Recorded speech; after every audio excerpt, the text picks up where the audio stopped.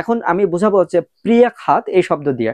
তো প্রিয় খাত এটা মূল ভার্ব, এই মূল ভার্বকে যদি আপনি কনজুগেশন আকারে রূপান্তরিত করেন তাহলে হবে প্রিয় খাল প্রিয় খালি, প্রিয় খাল প্রিয় খালি। ঠিক আছে, আচ্ছা তাহলে পারে তুমি ধরেন এই শব্দটা ইউজ করতে হবে কিসের মাধ্যমে, আমি বলেছি যানবাহনের মাধ্যমে। আপনি যখন ধরেন কোনো বাসে বা কারে বা ট্যাক্সিতে বা বিমানে, হ্যাঁ বিমানে বা সাইকেলে, এইরকম কোনো যানবাহনে যখন আপনি চলাচল করবেন তখন আপনাকে এই প্রিয় খাত এই শব্দটা ইউজ করতে হবে।